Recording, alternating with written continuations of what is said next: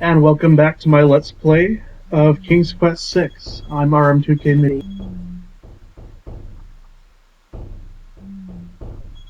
From the northeast come the sounds of Yeah, it's pretty mysterious much the drums situation and we're in. chanting. Now, you do not want to go to the northeast for obvious reasons. Because in fiction, you do not want to interrupt the druid's ceremony.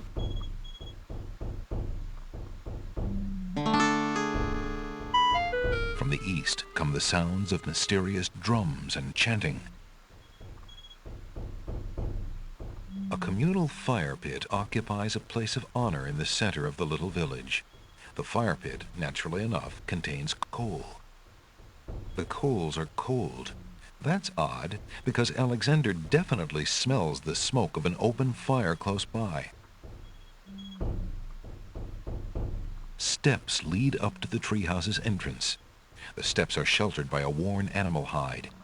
As Alexander peers into the dark entryway, he can make out a well-bolted wooden door. A horned animal skull is on display in the center of the village.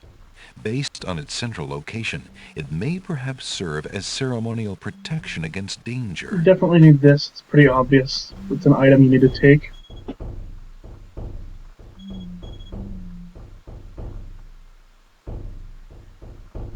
Alexander takes the Take a scythe. coal from the fire pit.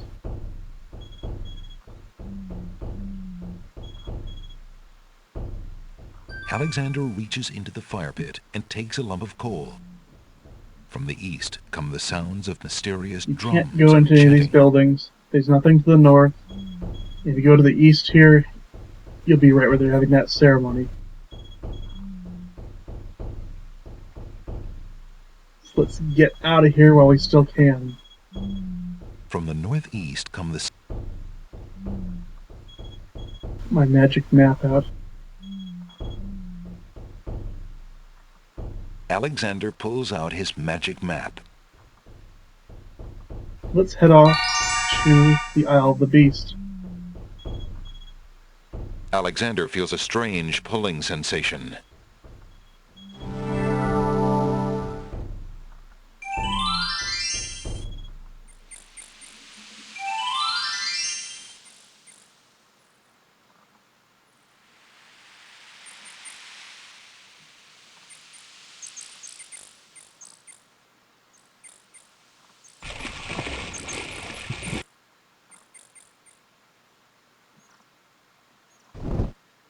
Now this archer can now be taken care of with this shield. Alexander decides to pass through the gate, preparing the shield just in case.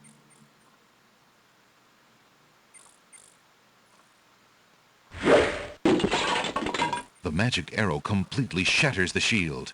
Good thing the arrow didn't hit Alexander. Now we can go in here and look at what that old man was doing.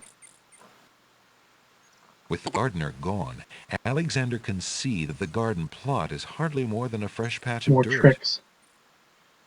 Grab a flower.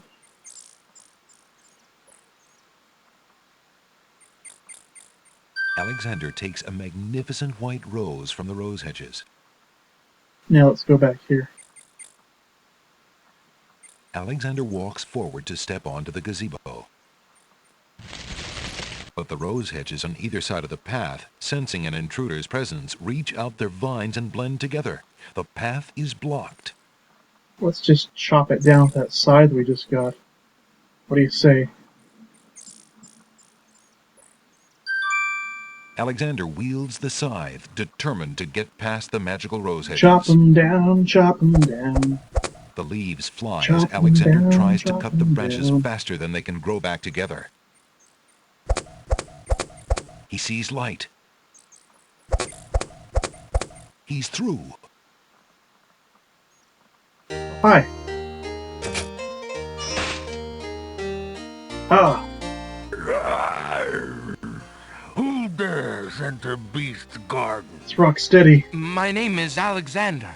I didn't mean to disturb your private garden. No.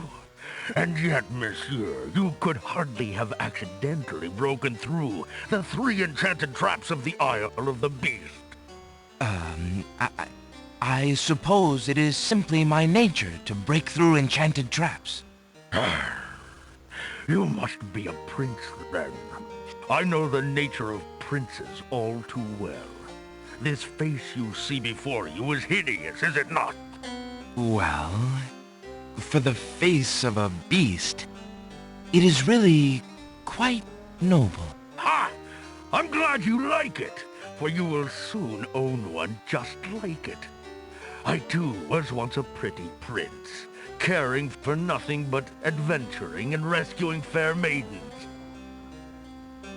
But I rankled one too many evil hags. One dark night, I was turned into this obscenity you see before you, warped in shape and trapped on this enchanted island over 100 years ago. Surely there is a way off this island. Oh, surely.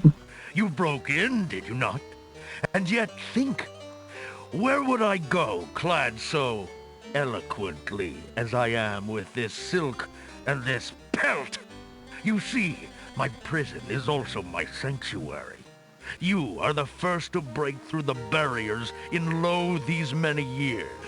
That is, except for the druids who stole my heirloom coat of arms.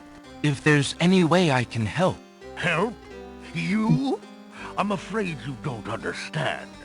The enchanted barriers were a warning and protection for you more than for me. Your prize for forcing your way past them is to join me in this dire life. By the laws of this sorcery, you are doomed to be trapped in the form of a beast. Your reward for broaching this garden is to be my slave, a slave as beastly as I am. You have only a few hours of humanity left. But that's not possible. There must be some way to break the enchantment. Spells always have a weakness somewhere.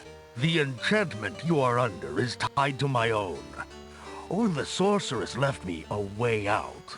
But I'm afraid it was only her final bitter joke. You see, I need only find a maiden to join me here, to share my castle, my life, willingly. Take another look at me. You can't help but admire the hag's terrible cruelty and cunning. I shall try to find such a maid, for Casima's sake. Truly? How determined of you. I personally would not waste my last few hours as a man on an impossible errand. However, you may do as you please. I give you this token. It's my family ring, and the only heirloom I have left. If perchance you should... if you think you have found a maid... I shall give her this ring. Yes, she must accept it of her own free will. By doing so, she accepts me. Not that you shall find anyone, mind you. Your time is short. Count the minutes on your fingers while your fingers you have, pretty prince. Your master will await you.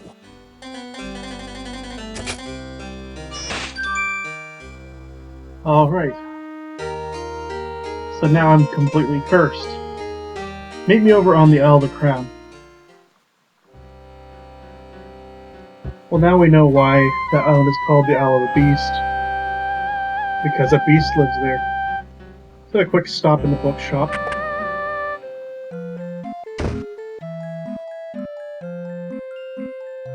Jalo, my friend, is the wedding still moving forward at the castle?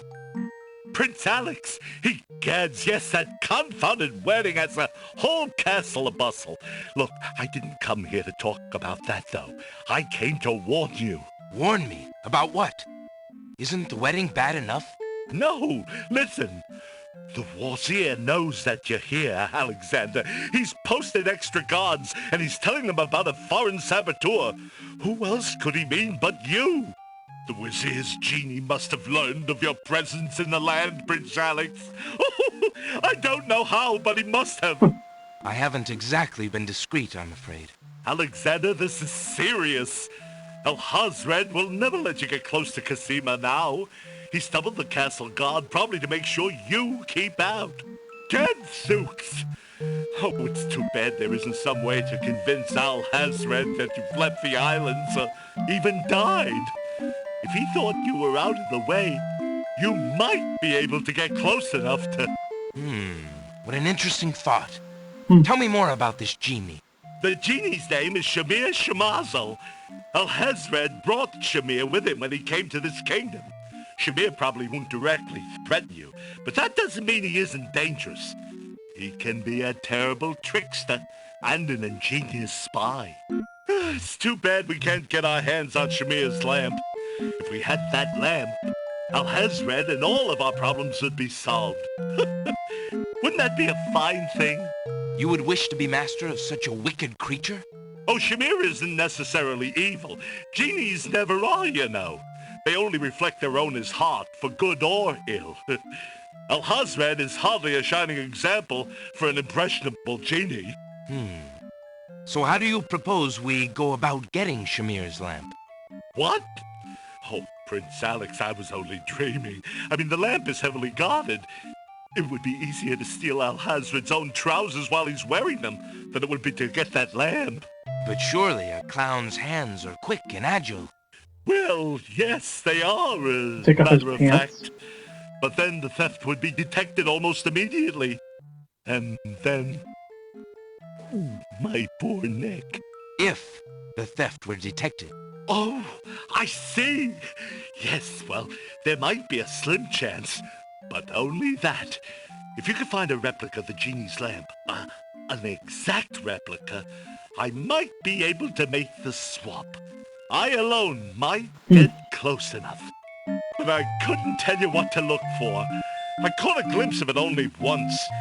I would know it if I saw it again, but to say I cannot. Well, I'll just have to see what I can do. Good luck to you then, Prince Alex. I really must be going back to the castle. I don't think I'll be able to come back here. If we were spied on, well, it's too high a risk. I hope you understand. If I see Cassima, I'll tell her I saw you. If you do ever make it to the castle, look me up. And do be careful, friend. I will. Goodbye, Jalo. Thanks for all your help. Jalo, we'll miss you, buddy. How fare you, merchant? Well, I would be better if I could only finish my manuscript. I am a budding novelist, you know. Let's go find a bride for the beast.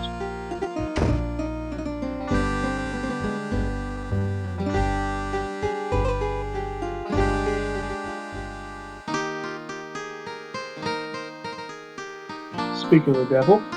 Looking at the serving girl reminds Alexander of the years he spent as a slave under the evil wizard Mananan. He wishes there was some way he could help her. She looks very shy and nervous as she tends her roses.